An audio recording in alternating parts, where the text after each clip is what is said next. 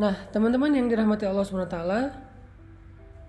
kalau kita ngomongin tentang hijrah yang memang bertepatan dengan apa yang sedang kita alami sekarang, sebagian besar dari kita ini mungkin baru berhijrah. Ada yang hijrah status. Hijrah status itu dari pacaran jadi nggak pacaran. Ada yang hijrah pekerjaan, dari yang riba meninggalkan riba. Ada yang hijrah penampilan, dari yang gak berhijab sekarang sudah berhijab, Masya Allah. Ada yang hijrah perilaku, dari yang tadinya marah-marah, emosi, sekarang lebih kalem. Ada yang hijrah dari dosa, yang tadinya punya banyak dosa, maksiat, sekarang mulai beribadah, mulai belajar taat kepada Allah. Dan banyak lagi varian-varian dari hijrah kita yang intinya dari yang buruk kepada yang baik. Nah, dalam proses hijrah ini, apapun varian dan bentuk hijrah kita, maka ada satu sunnatullah yang berlaku kepada semua orang yang berhijrah. Mau itu nabi, para sahabat, orang-orang solih sebelum kita, semua mereka akan menjalani sebuah proses dari sunnatullah dalam berhijrah. Mau dia hijrah dari pekerjaan riba, mau dia hijrah dari ninggalin pacaran, mau dia hijrah dari membuka aurat jadi pakai hijab, apapun bentuk hijrahnya, semuanya akan mengalami sebuah fase, mengalami sebuah proses yang sudah Allah jadikan sebagai sunnatullah dalam berhijrah. Tinggal nanti kita memperhatikan bentuk dari sunnatullah itu dalam proses hijrah kita apa. Semuanya ngalamin. Para ulama mengatakan dalam hijrah itu ada dua fase yang akan dialami oleh semua orang yang melakukan proses hijrah. Ada dua fase yang ada di dalam sunnatullah yang saya sebutkan tadi. Jadi semua orang yang berhijrah pasti akan mengalami dua fase, dua tahapan, dua adegan besar dalam proses hijrahnya. Fase yang pertama kata ulama adalah fase ibtila. Fase ibtila. Dan fase yang kedua adalah fase tamkin.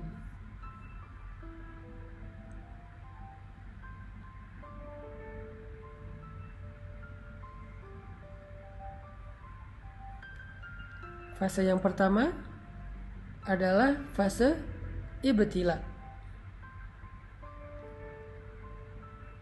Sedangkan fase yang kedua adalah fase tamkin. Apa itu fase ibtila? Ibtila itu dari kata bala, yang kemudian menjadi bahasa Indonesia bala, artinya ujian.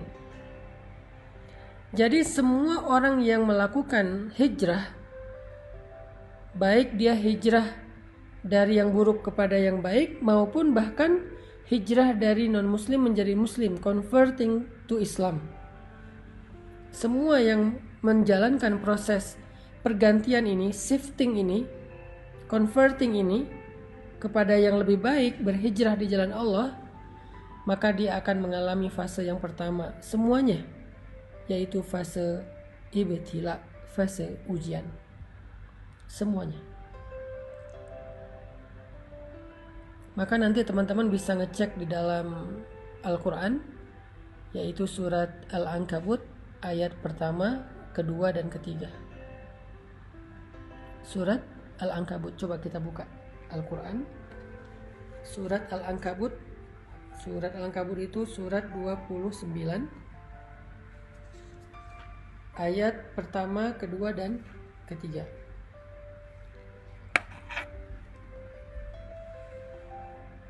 Coba teman-teman perhatikan apa firman Allah di dalam Surat Al-Ankabut ayat 1-3.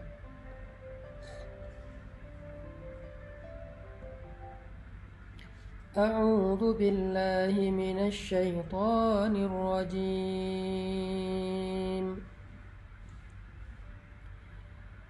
Bismillahirrahmanirrahim. Alif Lam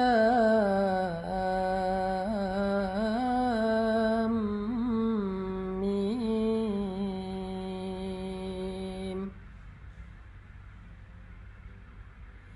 Ahasiban nasu an yutraku an yaqulu amanna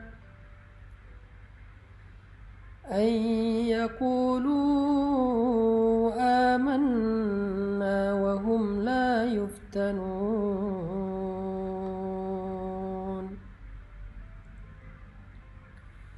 Walaqad fatanna alladhina min qablihim falaya'lamanna Allahu alladhina sadaqu walaya'lamanna al-kadhibin.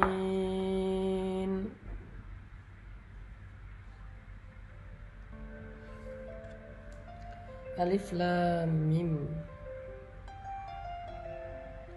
Apakah manusia mengira akan dibiarkan saja dia berkata kami telah beriman, sedangkan mereka tidak lagi diuji? Padahal sungguh kami telah menguji orang-orang sebelum mereka.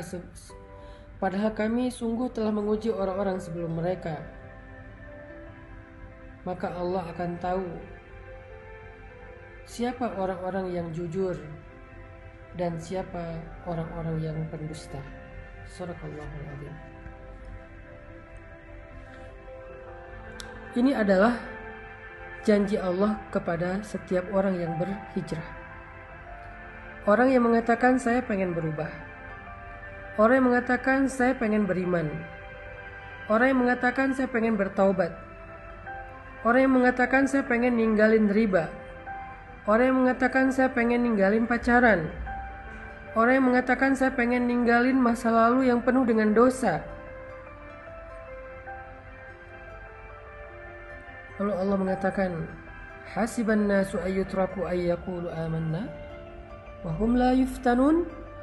Apakah mereka manusia mengira akan dibiarin aja mengatakan hal-hal itu? Mengatakan beriman, mengatakan pengen taubat, mengatakan pengen hijrah, mengatakan pengen memperbaiki diri, mengatakan pengen masuk Islam, mengatakan pengen meninggalkan riba, meninggalkan pacaran, berhijab, akan dibiarkan aja ngomong kayak gitu? Sedangkan mereka tidak diuji? Ini pertanyaan dari Allah dalam bentuk, ini pernyataan dari Allah dalam bentuk pertanyaan. Jadi Allah menyampaikan sebuah berita, bentuknya pertanyaan, kayak sindiran gitu. Seolah-olah Allah pengen ngasih tahu, emang kalian pikir dengan udah berhijrah udah selesai, Allah nggak akan nguji lagi. Harus ada fase ujian yang dilewati, namanya fase ibtila. Dan ternyata itu bukan hanya kita alami sendiri, tetapi orang sebelum kita pun mengalami hal yang sama, padahal mereka lebih baik dan lebih soleh daripada kita.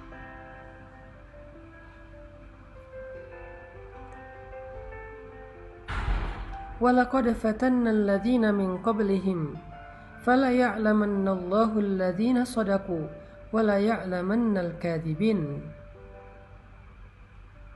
Dan sungguh kami sudah pernah menguji orang-orang sebelum mereka, sehingga Allah tahu siapa di antara mereka yang benar, yang jujur, dan siapa di antara mereka yang dusta.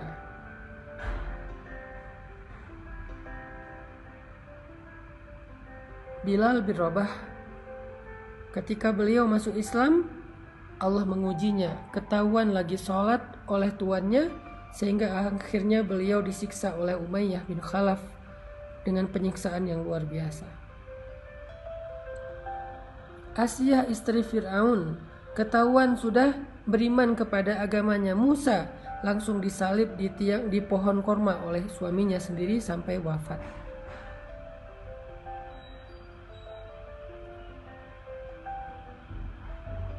Begitu juga dengan sahabat-sahabat yang lain, orang-orang soleh yang lain, para anbiya. Ketika mereka berjalan di jalan Allah, apakah itu dakwah, apakah itu masuk Islam, apakah itu berhijrah, ketika mereka melangkah di jalan Allah, maka fase pertama yang akan mereka lalui adalah fase ibtila. Semuanya sama. Semuanya mengalami fase itu, fase ibtila.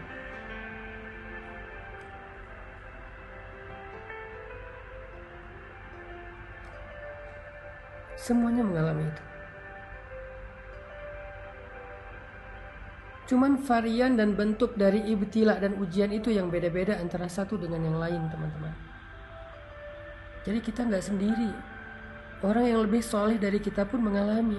Kalau kita protes bilang, ya Allah kenapa saya? Enggak, bukan kita doang. Kita mungkin kegeeran kalau kita bilang, kenapa saya?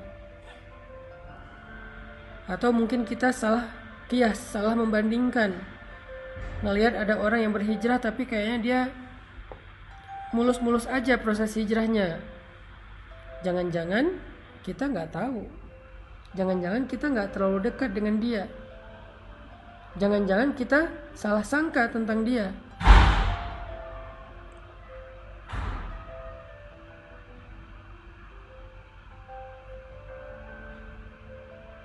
Semua, kata Allah, semua orang yang berhijrah, semua orang yang melangkah di jalan Allah pasti akan diuji dengan ujian-ujian, ibtila.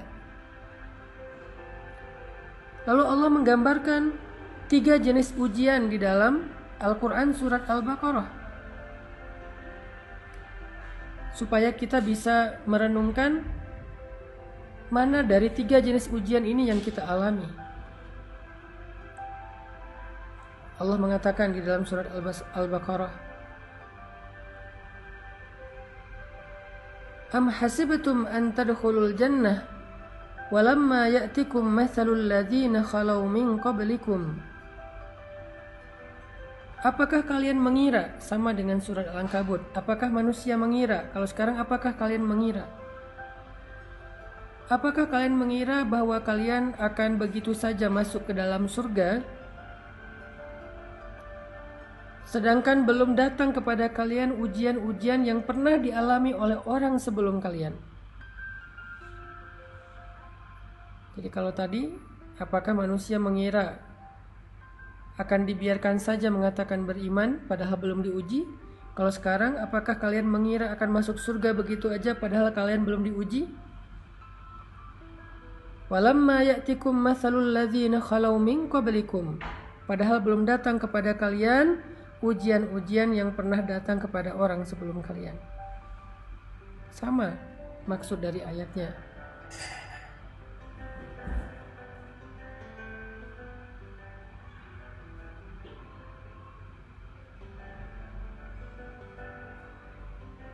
Lalu setelah itu Allah menjelaskan 3 bentuk dari ujian. 3 bentuk ujian. Ujian yang pertama, kata Allah, massathumul ba'sa. Mereka diberikan ujian fisik. Wad-dharra, mereka diberikan ujian harta. Wazulzilu, mereka diuji dengan ujian perasaan. 3 jenis ujian, kata Allah. Ba'sa, dharra, zulzilu.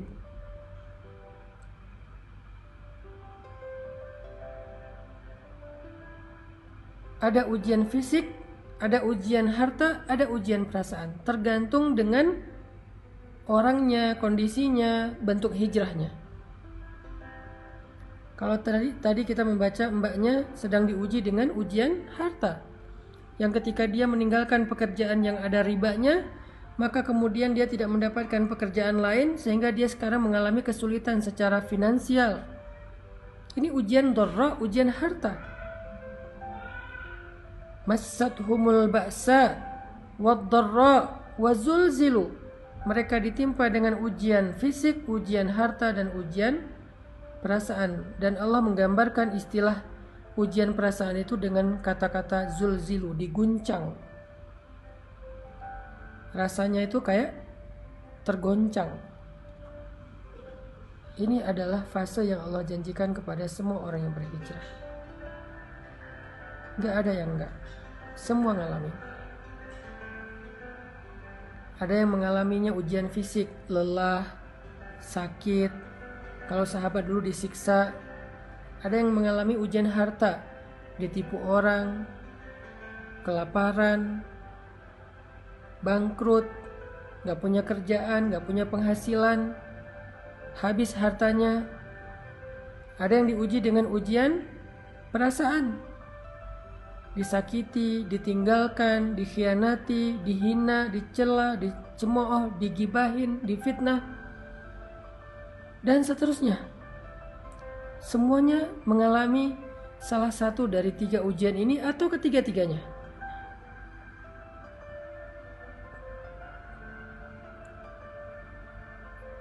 Saking beratnya ujian yang dialami oleh Nabi dan para sahabat,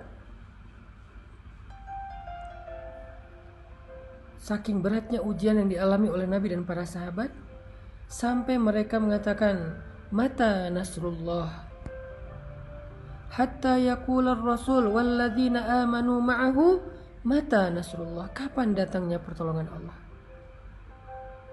Saking beratnya ujian mereka. Kapan datangnya pertolongan Allah? Kapan kita keluar dari ujian ini? Kapan semua ini selesai? Kapan semua ini berakhir? Mata nasrullah. Nabi loh yang nanya, sahabat yang nanya, saking beratnya ujian mereka. Allah menjawab, ala inna nasrullahi qarib. Bukankah pertolongan Allah sudah dekat? Bukankah pertolongan Allah sudah dekat? Apa maksud Allah di dalam ayat ini? Maksudnya semakin berat ujian yang kita alamin, maka semakin dekat kita kepada pertolongan Allah, yaitu fase kedua dalam hijrah. Fase kedua dalam hijrah, yaitu fase tamkin namanya. Kalau fase pertama, fase ibtila. Fase kedua, fase tamkin. Fase ditolong oleh Allah SWT. Fase ketika Allah membukakan jalan keluar. Wa may yattaqillaha yaj'al lahu makhraja. Siapa yang sabar, yang taat, yang istiqomah, bertakwa kepada Allah, Allah kasih jalan keluar. Tapi sebelum Allah kasih jalan keluar, ada fase yang harus dia lalui, yaitu fase sabar, fase ujian. Itulah takwa. Karena takwa bukan sekedar ibadah, tetapi kesabaran dalam menghadapi ujian. Itulah fase yang akan kita lalui, atau yang sedang kita lalui buat sebagian yang baru berhijrah. Itu semuanya ngalamin. Jadi ketika kita mengalami fase ibtila, fase ujian kayak gini, la tahzan, jangan berkecil hati. La tayas, jangan putus asa. La taklak, jangan ragu kepada pertolongan Allah. Kenapa? Itu bukan tanda-tanda bahwa kita salah memilih jalan. Kepada Mbak yang tadi bertanya, setelah meninggalkan pekerjaan riba, jadi nggak punya penghasilan, apalagi dengan pandemi seperti sekarang susah banget untuk mencari pekerjaan, maka ujian ini bukan tanda-tanda kalau Mbak salah memilih jalan atau pilihan hidup. Enggak. Buat yang memutuskan pacarnya udah nggak mau pacaran, tiba-tiba pacarnya jadian sama yang lain, atau malah menikah dan bahagia, sementara kita belum dapat jodoh sampai sekarang, itu bukan pertanda kalau antum atau kalian salah memilih jalan. Enggak. Karena jalan yang kita tempuh sebelumnya itu jalan yang salah.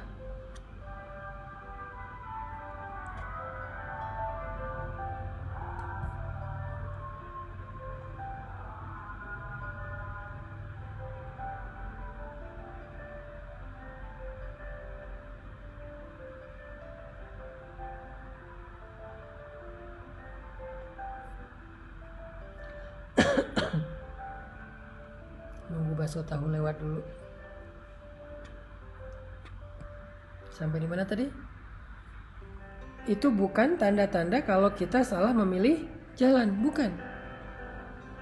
Karena jalan yang kita pilih dulu, yang kita lalui dulu itu adalah jalan yang salah. Jadi ketika kita meninggalkan jalan yang salah itu, walaupun kita belum menemukan jalan yang lebih baik, maka setidaknya kita sudah meninggalkan jalan yang salah, yang buruk, yang merugikan kita, dan itu sebuah kemajuan, itu sebuah kebaikan. Jangan sampai kita menyesal meninggalkan pekerjaan yang ada ribanya dengan mengatakan, duh, sekarang saya nggak punya penghasilan, saya nggak punya pemasukan, saya nggak punya pekerjaan, sedih juga sih udah ninggalin kerjaan yang dulu. Kalau dulu masih ada penghasilan walaupun haram. Enggak. Keadaan kita sekarang tanpa penghasilan itu lebih baik daripada dulu ketika kita mendapatkan harta-harta yang haram. Sekarang tuh lebih baik. Walaupun mungkin sedikit merepotkan keluarga. Ada ujian tadi, dihina orang, diomongin orang,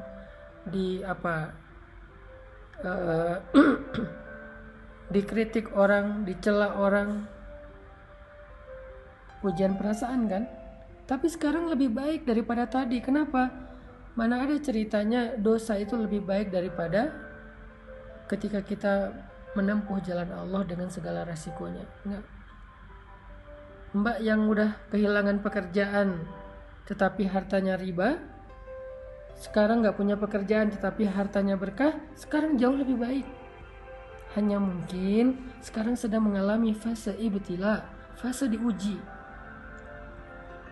Dan fase ujian itu akan naik terus tingkatannya. Akan naik terus tensinya. Makin lama makin berat, makin panas, makin luar biasa, makin beban.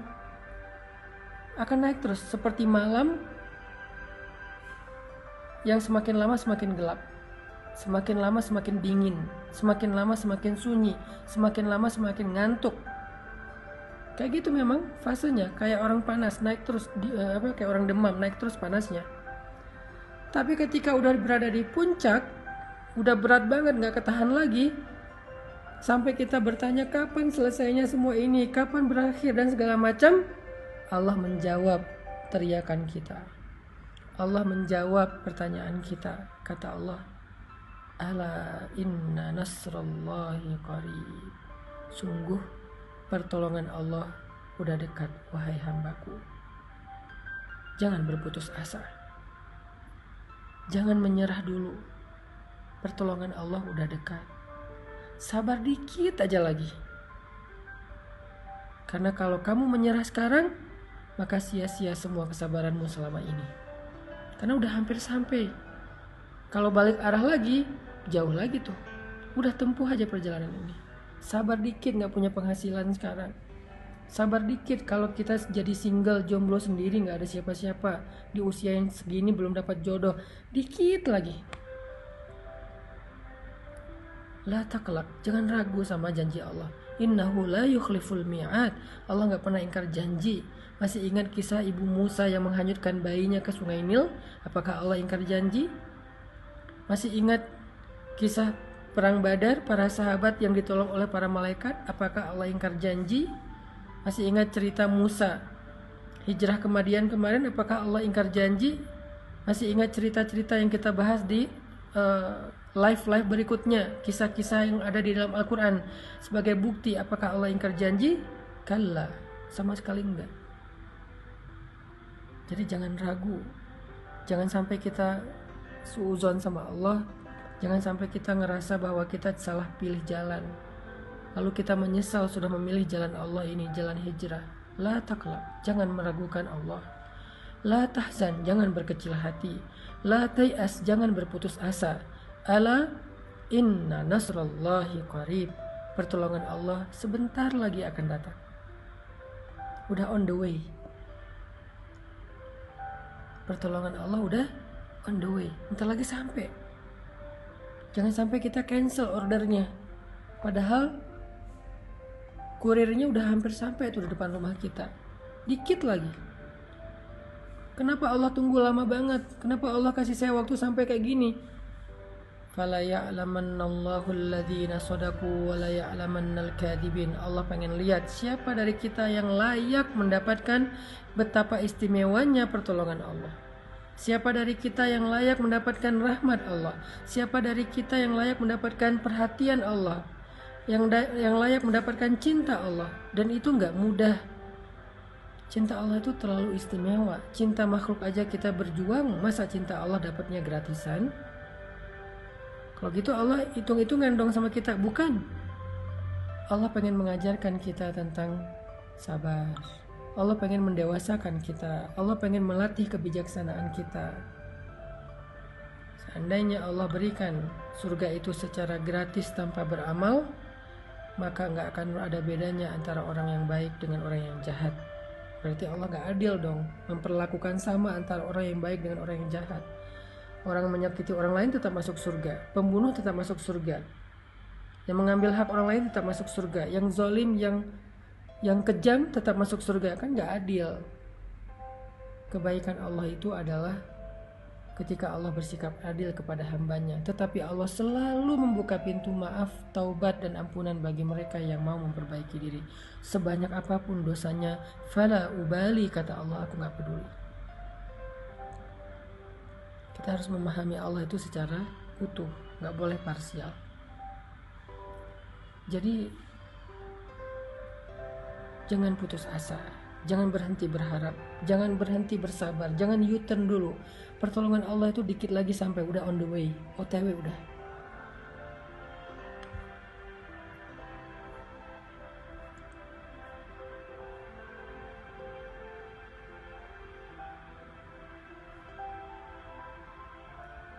Allah juga berfirman, وَلَنَبْلُوَنَّكُمْ بِشَيْءٍ مِّنَ الْخَوْفِ وَالْجُوعِ وَنَقْصٍ مِّنَ الْأَمْوَالِ وَالْأَنفُسِ وَالثَّمَرَاتِ. Kami pasti akan menguji kalian, pasti. وَلَنَبْلُوَنَّكُمْ, pakai tasydid, penegasan. Pasti kami akan menguji kalian. Fase ujian, fase ibtila, fase sabar ini memang fase yang harus kita lalui semuanya, nggak ada pengecualian, termasuk para nabi yang lebih soleh daripada kita, termasuk Rasulullah yang lebih dicintai Allah daripada kita, kekasih Allah sekalipun melewati fase ini. Terus siapa kita untuk melangkahi dan men-skip fase ini? Nggak. Semua kita ngalamin. Nabi Muhammad aja yang lebih keren daripada kita ngalamin ujian yang berat. Apalagi kita yang keimanannya belum tentu benar, yang kata-kata hijrahnya belum tentu jujur, yang bilang pengen memperbaiki diri belum tentu sungguh-sungguh. Maka Allah pasti akan menguji semua kita. وَلَنَبْلُوَنَّكُمْ, pasti kami akan menguji kalian, bisyai'in, dengan sedikit rasa, bisyai'in minal khawfi, rasa takut, ujian perasaan, wal-ju', rasa lapar, ujian harta, wa naqsim minal amwal, kekurangan harta, ujian harta juga, wal anfus, kehilangan orang-orang yang dicintai, ditinggalkan orang-orang yang dicintai, sakit hati, ujian perasaan, was samarat, kebunnya nggak berbuah, nggak jadi panen, segala macam, ujian harta, ujian perasaan, ujian harta, ujian fisik. Lalu di akhir ayat itu apa kata Allah? Wabasyiris sabirin, sampaikan berita gembira kepada orang yang sabar. Apa berita gembiranya? Ala inna nasrallahi qarib, bukankah pertolongan Allah itu sudah dekat?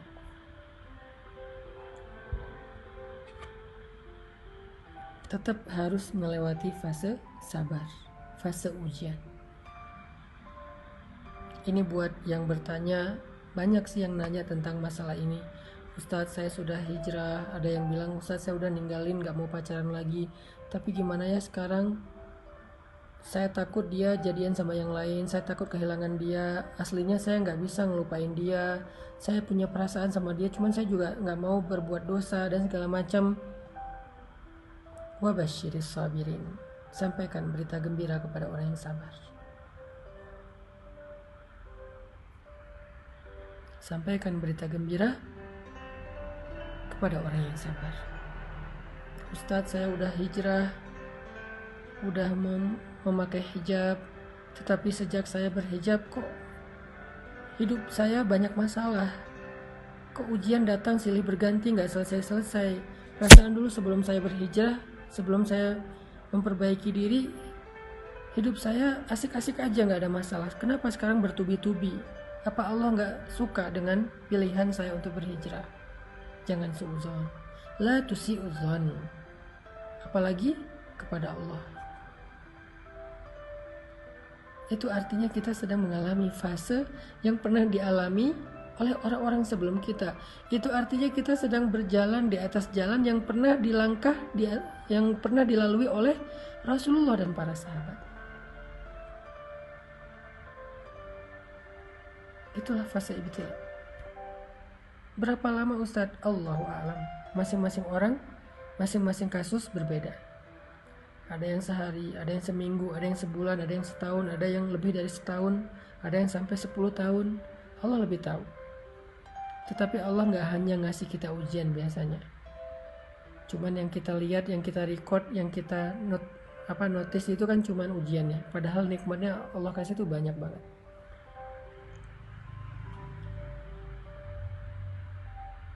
Masalahnya kita selalu melihat nikmat itu hanya angka-angka. Kita lihat nikmat itu hanya harta. Padahal kadang-kadang ada yang lebih berharga daripada harta. Coba antum renungkan. Kalau disuruh pilih, antum punya uang 1 miliar, lalu pulang ke rumah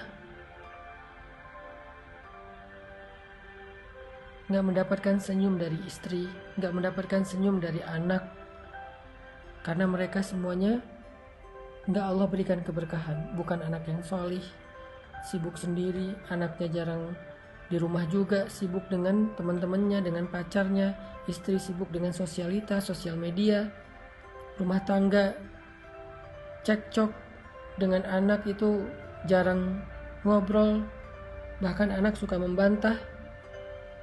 Apakah menurut teman-teman uang yang bermiliar-miliar itu menjadi sesuatu yang nikmat? Atau dengan seseorang laki-laki yang pulang ke rumah dengan membawa harta yang pas-pasan, rezeki pendapatan yang cukup, gak berlebih, tetapi baru dia juga sampai di rumah, anaknya langsung lari keluar manggil ayah, ayah, dengan suara lantangnya, dengan senyumannya yang penuh dengan rasa bahagia. Istrinya menyambutnya dengan senyuman yang penuh kehangatan, kangen sama suaminya. Disediakan makanan, mereka semuanya nunggu ayahnya pulang untuk makan bareng. Mana yang mau antum pilih? Kalau harus memilih antara uang yang banyak tetapi kehilangan kebahagiaan keluarga, atau uang yang cukup dan keluarganya bahagia. Jadi gak selalu nikmat itu berbentuk harta ataupun angka-angka. Bahkan ketika kita dipilih oleh Allah untuk mendapatkan hidayah, lalu kita berhijrah, bukankah itu nikmat yang sangat besar? Dipilih oleh Allah untuk belajar Al-Quran, karena Al-Quran ini adalah kalimat yang istimewa, hanya orang-orang istimewa yang akan melantunkannya. Bukankah itu nikmat yang sangat besar? Selain ujian yang sedang Allah berikan kepada kita, coba renungkan lebih dalam lagi, agar kita tidak mengatakan, kayaknya hidup saya gak ada baiknya setelah saya hijrah. Coba renungkan lagi. Memangnya benar gak ada kebaikan sama sekali setelah kita hijrah? Kayaknya enggak deh.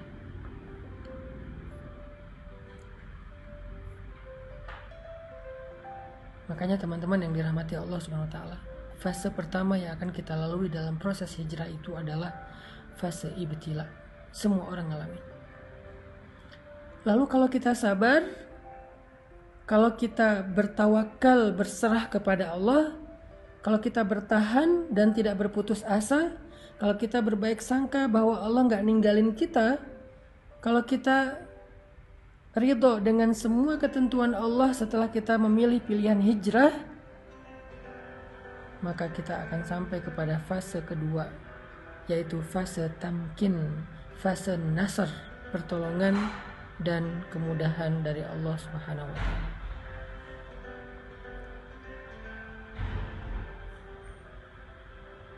Allah akan berikan pertolongan yang tidak disangka-sangka. Itulah fase yang kedua, yaitu fase tamkin. Di fase ini Allah berfirman, yaj'al lahu makhraja, Allah kasih dia jalan keluar, wa yarzuqhu min haitsu la yahtasib, Allah kasih dia rezeki dari jalan yang tidak terduga-duga, wa yaj'al lahu min amrihi yusra, Allah jadikan segala urusannya itu menjadi mudah, wa yu'zim lahu ajra, Allah lipat gandakan pahala-pahalanya.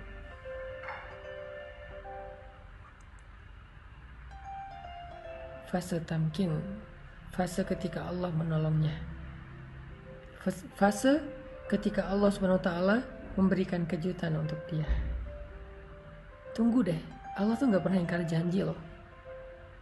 Allah itu gak pernah ingkar janji, jadi tunggu deh. Pasti kita akan mendapatkan kejutan dari Allah, itu pasti. Yang perlu kita kuatkan sekarang adalah kesabaran kita.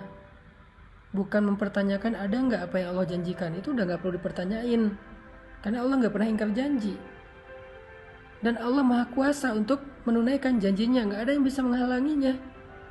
Kalau kita kadang-kadang walaupun kita baik, bisa aja ingkar janji gara-gara emang nggak bisa menunaikannya, ada masalah, ada halangan. Kalau Allah nggak ada halangan.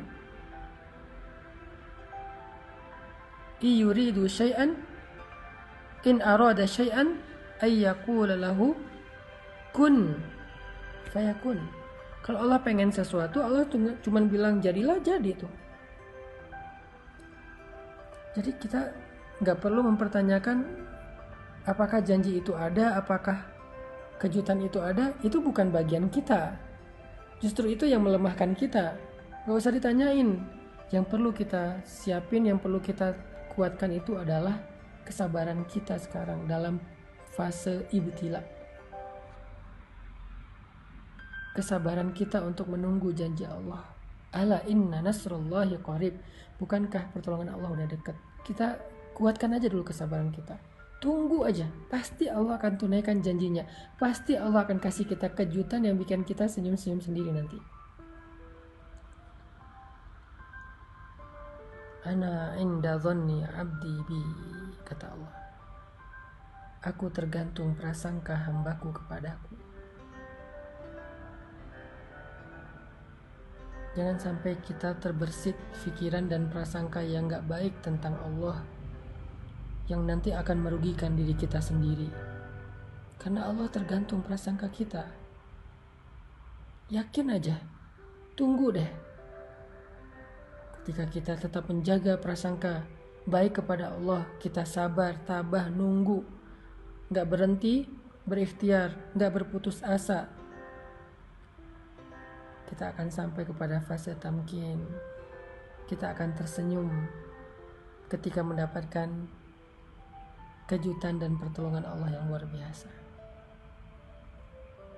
Itu yang dialami oleh Bilal bin Rabah. Dia masuk Islam, lalu dia ketahuan sama tuannya, lalu dia diuji dengan disiksa oleh Umayyah bin Khalaf. Siksaan yang hampir membuat dia meninggal dunia. Saking beratnya siksaan tersebut, ditindih batu yang besar, yang mungkin lebih berat daripada orang, ditindih di dadanya, hampir aja tulang rusuknya patah, dijemur di bawah terik matahari yang panasnya lebih dari 50 derajat, dicambuk, disiram dengan air panas, dibakar, dikulitin, dibeset-beset, dan segala macam bentuk penyiksaan yang luar biasa. Bilal hanya bilang ahadun ahad, ahadun ahad. Dari yang tadinya dia mengatakan ahadun ahad dengan suara lantang sampai hanya bisa berbisik ahadun ahad. Saking beratnya ujian Bilal, dia gak berputus asa terhadap ahadun ahad. Kemudian Allah datangkanlah tamkin, pertolongan. Allah utus Abu Bakar As-Siddiq untuk membeli Bilal. Lalu setelah dibeli oleh Abu Bakar, Bilal berpikir, dia akan menjadi budaknya Abu Bakar, dan dia ridho menjadi budak Abu Bakar karena menjadi budak Abu Bakar adalah keberuntungan, punya tuan sebaik Abu Bakar. Tapi ternyata Allah ngasih dia kejutan, bukan hanya dibeli oleh Abu Bakar, tapi setelah dibeli saat itu juga Abu Bakar mengumumkan, Bilal adalah saudara saya di dunia dan di akhirat. Artinya Bilal bukan budaknya Abu Bakar, tapi saudaranya Abu Bakar. Bilal bukan budaknya Abu Bakar, tapi saudaranya Abu Bakar. Kalimat saudara ini bukan basa-basi. Kalimat saudara ini bagi orang Arab, apalagi bagi para sahabat, itu berarti sebuah janji, muahadah, yang kalau ada apa-apa, maka Abu Bakar yang akan membela Bilal. Kalau ada apa-apa, Abu Bakar yang akan menanggung kebutuhan Bilal. Ada apa-apa, Bilal bisa datang ke rumah Abu Bakar kapan saja. Ketuk 24 jam, rumah Abu Bakar itu terbuka untuk Bilal. Keluarga Abu Bakar adalah keluarga Bilal. Anak-anak Abu Bakar adalah ponakannya Bilal. Kejutan dari Allah. Tiba-tiba Bilal, budak dari Habasyah, yang hina, yang gak ada nilainya, menjadi saudara dari seorang laki-laki yang terhormat, kaya raya, mulia akhlaknya di kota Mekah. Sehingga tiba-tiba budak-budak yang lain jadi cemburu kepada Bilal. Aduhai, seandainya aku seperti Bilal. Kejutan dari Allah.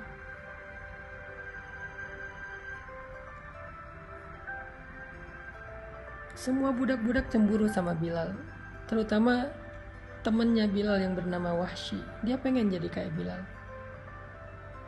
Dia pengen mendapatkan keistimewaan yang didapatkan oleh Bilal. Diangkat menjadi saudara pemuka Quraisy, dan itu belum pernah terjadi dalam sejarah perbudakan di kota Mekah. Belum pernah terjadi. Ada budak diangkat menjadi saudara pemuka Quraisy, itu nggak ada. Menjadi saudara orang biasa aja nggak ada, apalagi pemuka Quraisy. Terhormat banget. Keesokan harinya penampilan Bilal udah berubah. Dia udah gak pakai lagi baju budak yang compang-camping, yang kasar. Abu Bakar memberinya baju yang baru. Abu Bakar memberinya baju baru. Abu Bakar memberinya tempat tinggal yang layak di sebelah rumah Abu Bakar. Abu Bakar memberikannya pekerjaan, dan dia bekerja untuk diupah, bukan bekerja sebagai budak. Keesokan harinya, tiba-tiba Bilal jalan di jalan kota Mekah. Dan ketika bertemu dengan Wahsy, temannya yang sesama budak dulu, Wahsy sampai pangling lihat Bilal yang sekarang udah berubah banget. Walaupun tetap baik, tetap humble, tetapi penampilannya udah berubah banget. Orang-orang Mekah yang tadinya memandang Bilal dengan pandangan hina, sekarang kalau berpapasan dengan Bilal, mereka menghormati Bilal. Di pasar, Bilal membeli barang untuk dirinya sendiri, bukan untuk orang lain, bukan untuk tuannya. Bilal bisa membeli barang dengan uangnya sendiri, dan orang berdagang berjual beli dengan Bilal. Dan puncak dari kejutan yang Allah berikan kepada Bilal adalah ketika Nabi mengatakan, wahai Bilal, bima sabaktani ilal jannah, dengan apa engkau mendahului aku ke surga wahai Bilal? Dijamin masuk surga. Dijamin masuk surga. Nabi udah mendengar langkah-langkah kaki Bilal di dalam surga, padahal orangnya masih di dunia. Masya Allah. Nabi udah mendengar langkah-langkah kaki Bilal di surga, padahal orangnya masih di dunia. Makanya Nabi dengan candaan tapi serius sambil tersenyum bertanya kepada Bilal, bima sabaktani ilal jannah ya Bilal? Dengan apa engkau mendahului aku, wahai Bilal, ke surga? Seolah-olah Bilal masuk surga duluan daripada Rasulullah. Ini candaan dan penghargaan Nabi kepada Bilal. Allah muliakan Bilal di antara manusia penduduk bumi. Allah muliakan Bilal di antara kaum muslimin, sehingga dia dihormati dan dikenang sampai hari ini sebagai muazzin Nabi yang mengajak orang kepada Allah, mengajak orang beribadah sujud kepada Allah. Dia muazzin kesayangan dan khusus di zaman Nabi. Allah muliakan Bilal bahkan di antara penduduk langit. Tamkin, kejutan. Allah gak pernah ingkar janji. Tapi sebelum sampai kepada kejutan-kejutan yang luar biasa ini, Bilal harus melewati ujian yang sangat berat. Fase ibtila yang luar biasa yang hampir membuatnya terbunuh. Ketika diuji, semua orang kasihan sama dia. Semua orang berpikir dan khawatir dia akan mati dengan ujian ini. Sampai Wahsy berkali-kali bilang kepada Bilal, Bilal udahlah nyerah aja. Bilal udahlah, lakukan aja apa yang diinginkan Tuanmu supaya engkau tidak disiksa lagi. Aku gak kuat ngelihat kamu setiap hari disiksa dari pagi sampai malam. Tapi Bilal bertahan dengan ahadun ahadnya. Dan setelah ujian itu Bilal mendapatkan pertolongan dan kejutan Allah, barulah orang mengatakan, aduhai seandainya saya menjadi seperti Bilal. Jadi teman-teman yang berhijrah, termasuk saya, kita semuanya kan dalam proses berhijrah kepada Allah Subhanahu wa taala. Semua kita punya masa lalu. Semua kita punya keburukan, aib yang kadang Allah sengaja menutupi aib itu dari manusia karena Allah pengen menjaga kita, memuliakan kita. Tapi pastinya semua kita punya aib. Nah, kita semua karena punya aib berhijrah sekarang. Dalam proses hijrah ini, kalau kita mendapatkan ujian, sekarang kita jadi tahu, oh emang ini sunnatullahnya. Emang kayak gini jalannya. Kalau saya berharap dengan berhijrah langsung dapat kebaikan, saya tuh terlalu kegeeran. Emang saya lebih keren daripada Rasulullah dan Bilal apa? Emang kayak gini, fasenya tuh emang kayak gini, skenarionya emang kayak gini. Tapi jangan berkecil hati. Ini tuh cuman fase awal, masih ada fase kedua, masih ada episode kedua. Dan episode kedua itulah yang kita tunggu-tunggu. Episode kedua itulah yang kita harapin. Dan itu pasti selama kita sabar. Wabasyiris sabirin. Sampaikan berita gembira kepada orang yang sabar. Sampaikan. Apa aja berita gembira kalau kita sabar? Yang tadi saya sampaikan tuh tentang Bilal. Itulah berita gembira. Maka teman-teman yang dirahmati Allah SWT, Mbak yang tadi bertanya, kalau sekarang sedang mengalami ujian setelah meninggalkan pekerjaan yang ada ribanya, kalau sekarang sedang mengalami ujian kesendirian setelah memutuskan gak mau pacaran lagi, kalau sekarang sedang mengalami ujian ketidaknyamanan setelah berhijab, kalau sekarang sedang mengalami ujian setelah belajar agama, setelah tahu agama jadi mungkin terbatas beberapa gerak-geriknya, aktivitasnya jadi terbatas, jadi agak sedikit harus beradaptasi lagi. La tayas, jangan putus asa. La tahzan, jangan berkecil hati. Innallaha ma'ana, Allah membersamai kita. Itu adalah pesan Nabi dalam peristiwa hijrah. Apa pesan Nabi dalam peristiwa hijrah? Yang paling fenomenal dan legend banget, la tahzan, innallaha ma'ana. Itulah pesan hijrah. Jangan sedih, Allah bersama kita. Kenapa Nabi berpesan demikian? Karena Nabi tahu hijrah itu gak mudah. Karena Nabi tahu hijrah itu prosesnya berat. Karena Nabi tahu hijrah itu pasti awalnya ada ujian. Maka Nabi mengatakan sebagai bekal bagi semua yang mau berhijrah, mengikuti langkah dan jalannya Nabi, la tahzan, innallaha ma'ana. Jangan berkecil hati, jangan bersedih, jangan berputus asa, jangan khawatir, jangan ragu. Allah bersama dengan kita. Itu aja yang jadi modal kita dalam proses hijrah. Pegang kata-kata Nabi itu. La tahzan innallaha ma'ana. Pegang kata-kata Allah, wabasyiris sabirin. Agar kita bisa melalui fase ibtila kita. Jangan pernah berandai-andai kita sampai ke tamkin sebelum kita melewati ibtila. Nggak ada itu ceritanya. Sampai Imam Asy-Syafi'i pernah ditanya oleh seorang muridnya, ayyuhuma afdal ya syekh, ayyubtala au yumakkan? Mana yang lebih utama wahai syekh, seseorang yang diuji atau diberikan pertolongan? Maka Imam Asy-Syafi'i mengatakan, la yumakkan hatta yubtala, fa inna tamkin ba'dal ibtila. Gak akan ditolong oleh Allah sebelum dia diuji, karena sesungguhnya pertolongan dan kemenangan itu adalah hasil dari kesabaran dalam ujian.